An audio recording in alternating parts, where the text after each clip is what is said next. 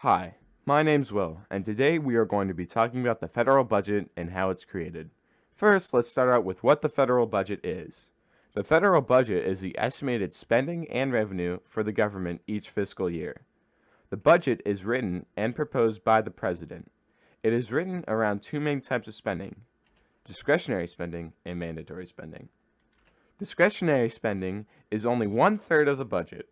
This is a part of the budget that the House and Senate Appropriations Committees have control over. Some examples of discretionary spending is education, the military, agriculture, and energy. Mandatory spending is money that is set aside for a certain program.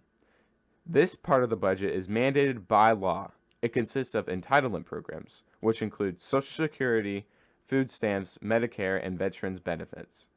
Now that we have that out of the way, let's explore how the federal budget works. First, the president has a meeting with all of his cabinet members and talks about the policy priorities for the federal agencies. Based on these policy priorities, the Office of Management and Budget, OMB for short, gives budget guidance to the federal agencies. Next, the federal agencies figure out what necessary resources they need in order to function well. Then, the federal agencies propose their own budget requests to the OMB.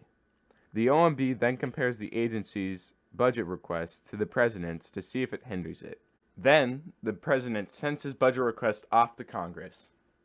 I'm Harrison. I'm here to talk about how a budget proposal makes it out of Congress and gets signed to a law. So when the Senate or House of Representatives receives the president's request, they will review it in their respective budget committees and then write and vote on their own budget resolutions. These resolutions set the spending limit for the year of each of the 12 main areas of federal discretionary spending. Then, members from each house come together in a conference to compromise their budget resolutions into a single resolution.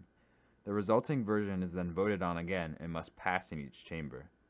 The House and Senate both have appropriations committees, responsible for determining the levels of budget authority or allowed discretionary spending for all of the programs in the budget.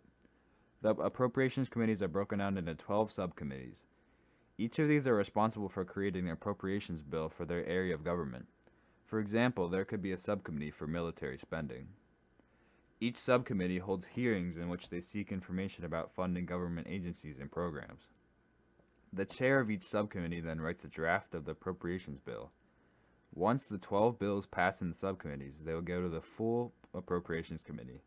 This larger committee can change the bills and then vote to send it to the full House or Senate for final vote. After the House and Senate pass their versions of each appropriations bill, a conference committee meets out to iron any differences between the two versions. After a single version of the bill is made, they vote again, but this time for the identical bills. Yeah! We're finally out of Congress. Now back to the president. The president must sign each appropriations bill after it has passed for the bill to become law. When all 12 bills are signed, the federal budget process is complete.